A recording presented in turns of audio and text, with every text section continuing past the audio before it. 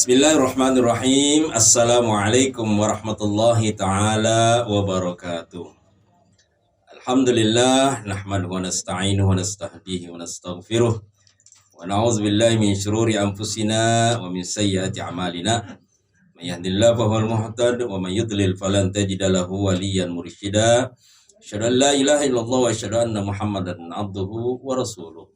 Allahumma salli wa sallim ala habibina wa syafi'ina wa qaidina wa qurrata ayunina wa maulana Muhammadin sallallahu alaihi wasallam wa ala alihi wa sahbihi wa man tabi'ahum bi ihsanin ila yaumiddin. Amma ba'du wa ba'da tahiyya ayyuhal a'izza wa ahibba, assalamualaikum segenap pemirsa Samanda Channel atau channel Samanda yang mudah-mudahan kita semua dirahmati Allah Subhanahu wa taala. Puji syukur marilah kita panjatkan kehadirat Allah Azza wa Jalla, di mana berkat anugerah sehat dan segala nikmat yang Allah karuniakan kepada kita semua sehingga kita bisa bersua bertatap muka pada kesempatan ini di bulan suci Ramadan. Semoga Allah Subhanahu wa taala terus berikan kekuatan kepada kita semua di dalam menjalankan segala aktivitas yang kita dimampukan oleh Allah untuk menjalankannya. Kemudian yang selanjutnya salat dan salam semoga selalu terlimpah curah kepada junjungan kita baginda Sayyidul Anbiya wal Mursalin, habibina wa syafi'ina wa qaidina wa maulana Muhammad sallallahu alaihi wasallam, serta seluruh keluarganya, para sahabat-sahabatnya, demikian juga para pengikut-pengikutnya hingga akhir zaman. Segenap pemirsa, sadakumullah, pada kesempatan yang berbahagia ini izinkan saya Al-Faqir Al-Dhaif sedikit ingin berbagi ataupun sharing ya, mudah-mudahan mendapatkan kemanfaatan buat kita semua, wabil khusus buat diri Al-Faqir sendiri ya, agar supaya segala hal yang menjadikan fasilitas hidup kita baik dalam kondisi saat ini di tengah-tengah pandemik ya, kayak COVID-19 memungkinkan hal-hal yang positif barangkali bisa diterima melalui channel Samanda ya, dan ini adalah sesuatu yang patut untuk mendapatkan apresiasi, penghargaan yang setinggi-tingginya buat Samanda Channel yang dengan forum studionya ya, mudah-mudahan bisa memberikan suatu hal yang bisa dimanfaatkan oleh orang banyak, terutama bil khusus untuk masyarakat yang ada di tanah air di Indonesia. Baik, pada kesempatan yang baik ini insya Allah sedikit ingin berbagi tentang bahwa saat ini kita berada di bulan suci Ramadan. Dan kita tahu semua bahwa bulan suci Ramadan adalah karunia Allah yang sangat luar biasa. Dan bulan yang sangat dimuliakan, bulan yang sangat diistimewakan, bulan yang memiliki banyak sekali fadilah-fadilah ataupun keutamaan-keutamaan. Dan keutamaan-keutamaan tersebut sesungguhnya akan bisa kita raih manakala memang kita mengikuti petunjuk-petunjuk dan pedoman-pedoman yang pernah diajarkan oleh baginda Rasulullah sallallahu alaihi wasallam. Dan pada kesempatan ini adalah sudah masuk momentum 17 Ramadan. Dan itu artinya bahwa kita sudah melewati puasa di tahun 1442 Hijriah ini sebanyak 17 kali. Dan tentunya kita semua menyadari bahwa ada sesuatu yang sangat fenomenal, yang sangat terkenal dan populer dalam sejarah, bahwa tanggal 17 Ramadan itu tepatnya di mana sesuatu yang sangat berharga, sangat istimewa itu dari Allah Subhanahu wa taala sampaikan kepada kita semua umatnya baginda Rasulullah sallallahu alaihi wasallam, yaitu turunnya Al-Quran yang disebut dengan istilah nuzulul Quran. Nuzulul Quran, kata nuzul itu diambil dari kata nazala, yanzilu, nuzul. Yang sesungguhnya kata turun itu di dalam Al-Quran itu ada kata istilah anzala yunzilu, inzal. Ya, ada kata nazzala yunazzilu tanzil. Ada lagi kata nazala yanzilu nuzul. Namun oleh ulama mengambil kata nuzul ya, karena memang ini dianggap tepat untuk dijadikan sebagai momentum memperingati hari besar Islam, nuzul Quran. Dan sama halnya dengan peringatan-peringatan yang lain, mungkin peringatan hari besar Islam yang lain, ya ada Isra Mi'raj, ataupun Maulid Nabi, ataupun Muharram, 1 Muharram. Dan ini juga termasuk kategori peringatan hari besar Islam.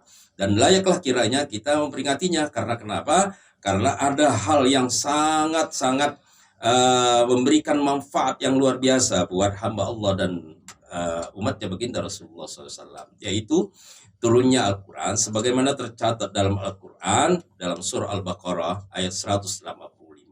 A'udzubillahi minasyaitonirrajim. Bismillahirrahmanirrahim. Syahr Ramadan alladzi unzila fihi al-Qur'an hudal linnasi wa bayyinatin minal huda wal furqan. Al-ayah. Nah, ayat ini menyatakan bahwa sesungguhnya Al-Quran itu diturunkan di bulan suci Ramadan. Namun kalau kita bahas lebih mendalam lagi mengenai prosesi turunnya Al-Quran itu, sesungguhnya ada 2 tahapan. Yang pertama, tahapan dari Lauhil Mahfuz menuju Baitul Izzah atau Sama'id Dunya. Nah, ini dikatakan bahwa sesungguhnya turunnya Al-Quran ini secara sekaligus, daf'ah wahidah atau jumlatan wahidah, sekaligus seluruhnya, seluruh isi daripada Al-Quran. Dan itu pun dikatakan oleh sebagian ulama itu terjadi di malam Lailatul Qadar. Maka disebut dengan malam di mana diturunkan Al-Quran, dan di situ disebut dengan malam Lailatul Qadar. Nah, itulah yang menjadikan perbedaan. Apakah sesungguhnya Lailatul Qadar itu juga meliputi di malam 17 Ramadan?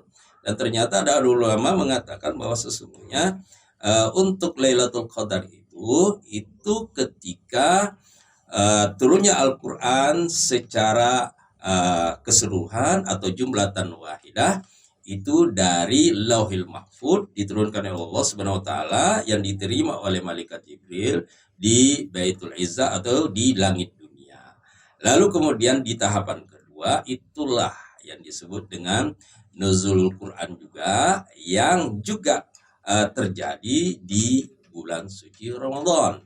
Dan ini ada perbedaan ulama, ada yang mengatakan bahwa turunnya Al-Quran walaupun secara bertahap sesuai dengan kebutuhan selama kurang lebih 20 tahun, itu kebanyakannya diturunkannya di awal diturunkannya adalah di bulan suci Ramadan, dan itu jatuh pada tanggal 17 Ramadan. Dan sesungguhnya peristiwa turunnya Al-Quran itu bukan tanpa sebab. Banyak sekali sebab-sebab yang menjadikan turunnya Al-Quran. Dan pada saat itu dalam sejarah dicatat baginda Rasulullah SAW ketika dianggap sudah matang umurnya di dalam dakwah, dan pada saat itu tercatat umurnya pada saat itu adalah 40 tahun dan sudah dianggap menjadi utusan Allah Subhanahu wa taala atau Rasulullah. Beliau mendapatkan wahyu pertama kali di Gua Hira. Yang sebelumnya beliau mendapati fenomena-fenomena yang terjadi di masyarakat Arab atau masyarakat Quraisy pada saat itu, di mana mereka berada di masa-masa jahiliyah. Nah, jadi ini dikhawatirkan oleh beliau bahwa sesungguhnya yang terjadi di masyarakat pada saat itu akan terus terjadi penyimpangan, bahkan akan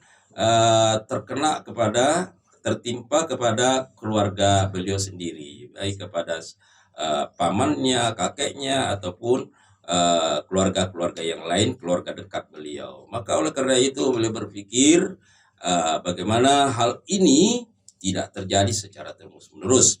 Sehingga beliau berinisiatif untuk naik ke Jabal Nur, di mana di Jabal Nur tersebut ada namanya Gor Hiro atau Gua Hiro, dan disitulah beliau bertahanus ataupun bertafakkur, bertadabbur, adakah solusi-solusi yang terbaik untuk menyelesaikan problematika yang dihadapi oleh masyarakat pada saat itu. Sehingga disitulah cikal bakal surah Al-Alaq yang kita kenal selama ini, yang diawali dengan Iqra, turun yang diterima oleh baginda Rasulullah SAW, di mana pada mulanya pada saat itu beliau ditemui oleh malaikat Jibril yang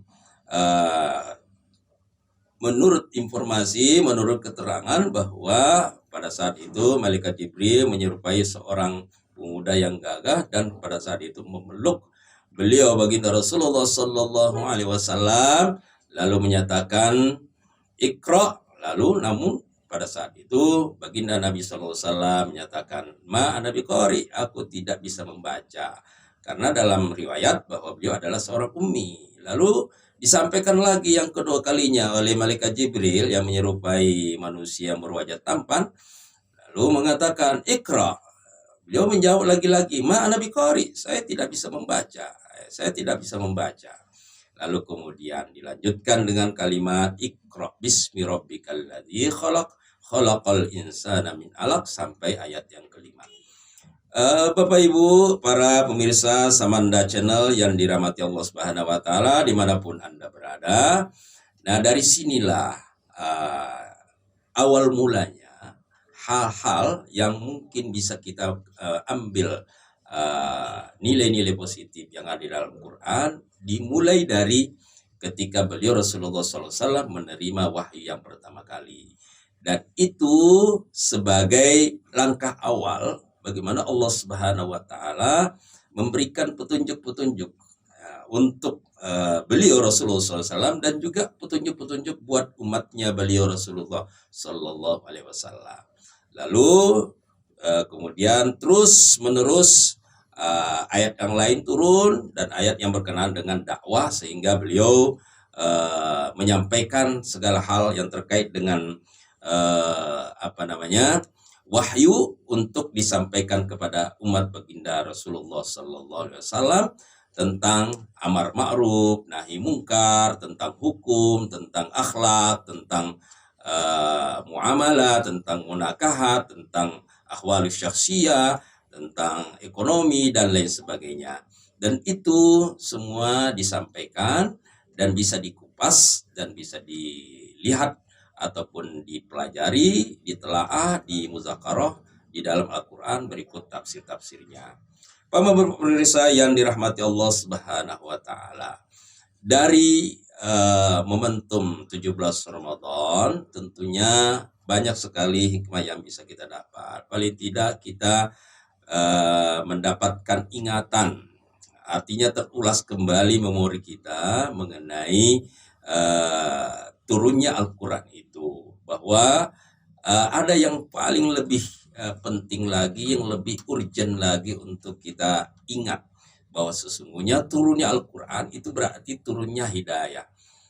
Karena apa? Karena Al-Quran itu adalah termasuk dalam kategori hudan linnas, hidayah, petunjuk bagi manusia. Dan ini yang sangat utama, dan itu adalah termasuk dalam kategori fungsi dan tujuan kenapa Al-Quran itu diturunkan, itu menjadi hudan linnas, petunjuk bagi manusia. Bukan hanya petunjuk bagi orang Islam saja yang sudah menyatakan beriman, tetapi ternyata di sini ditujukan kepada linnas, kepada manusia secara keseluruhan. Wah, Al-Quran itu zalikal kitab la raiba fihi hudan. Hudan, petunjuk. Ya. Nah, dalam surah Al-Baqarah ayat 185 mengatakan syahrul ramadan allazi unzila fihil Quran hudan linnas, sebagai petunjuk buat manusia. Wa bayyinat minal huda wal furqan. Dan itu ada juga punya arti, Quran itu adalah sebagai penjelas. Penjelas dan juga pembeda, al-furqan, antara hak dan yang batil. Al-Quran juga bisa dinyatakan selain petunjuk dan juga pembeda antara hak dan yang batil, itu juga bisa diartikan sebagai asyifa. Apa itu asyifa? Asyifa itu adalah penawar atau penyembuh. Sebagaimana yang tercatat juga di dalam Al-Quran, Allah Subhanahu wa taala berfirman, "Wa nazzil minal Qur'ani ma huwa syifaa'un wa rahmah." Ada kata tanzil juga di situ, nazzil. Dan kami turunkan Al-Quran itu tidak lain dan tidak bukan adalah sebagai penawar, warahmah, dan sebagai kasih sayang, rahmat. Oleh karena itu, marilah kita ambil pelajaran dari turunnya Al-Quran ini untuk kemanfaatan buat kita semua sebagai petunjuk, pedoman yang bisa kita ambil pelajaran yang banyak. Dan Al-Quran juga termasuk di dalamnya adalah sebagai mau'izah atau nasihat yang banyak. Karena kita manusia yang punya kebutuhan akan rohani. Manakala kita rohaninya kering ataupun rohani kita masih memerlukan sesuatu yang bisa membangkitkan gairah dalam menunjukkan spirit keagamaan kita, maka kita perlukan modal atau pembekalan. Dari mana modal pembekalan tersebut? Dan sumbernya yang utama adalah dari Al-Quran. Oleh karena itu, pada kesempatan yang baik ini, saya Al-Faqirud Dhaif mengingatkan buat diri Al-Faqirud Dhaif sendiri dan juga buat kita semua, mari kita bersemangat untuk menelaah, untuk muzakarah, untuk murojaah kembali, dan juga apalagi di bulan suci Ramadan ini disediakan banyak peluang pada saat kita membaca Al-Quran akan memperoleh pahala ataupun ganjaran buat kita semua. Dan insya Allah manakala kita yakini bahwa Al-Quran suatu saat akan menjadi syafaat buat kita, insya Allah syafaat itu akan menghampiri buat kita semua, penolong kita pada saat kita berhadapan dengan Allah, dengan pengadilan Allah, dengan hisabnya Allah, dengan mahkamahnya Allah di hari akhirat nanti. Mudah-mudahan dengan petunjuk Al-Quran, dengan syafaat Al-Quran bisa menyelamatkan kita, bisa menghindarkan diri kita dari azabnya Allah Subhanahu wa taala. Harapan kita semua mudah-mudahan kita di dalam kehidupan, di tengah-tengah kita menjalani kehidupan ini, barangkali kita tidak tahu kapan ujungnya. Namun setiap manusia memiliki kepastian dan keniscayaan. Mereka punya ujung dalam kehidupannya. Maka dari itu di sisa-sisa umur kita yang masih ada, di sisa-sisa umur yang Allah masih anugerahkan kepada kita, mari kita manfaatkan untuk kebaikan, terutama untuk terus menjadi pencinta Al-Quran, menjadi ahli Quran, menjadi penghafal Al-Quran mudah-mudahan. Dan juga buat keluarga kita semua, mari kita dorong mereka untuk bisa menjadi pencinta Al-Quran, untuk menjadi ahli Quran, keluarganya Al-Quran, ataupun mudah-mudahan mereka mampu untuk menjadi penghafal Al-Quran yang pada akhirnya nanti mudah-mudahan menjadi mahkota buat kita semua di saat memang kita betul-betul membutuhkan itu semua. Demikian barangkali yang bisa disampaikan pada kesempatan ini. Terima kasih atas seluruh perhatiannya dan mohon maaf bila ada hal-hal yang tidak berkenan. Saya adalah manusia biasa, memiliki banyak sekali kealpaan, kekurangan, dan mari kita terus minta petunjuk Allah Subhanahu wa taala. Semoga Allah luruskan langkah-langkah kita menuju ke arah yang diridhoinya.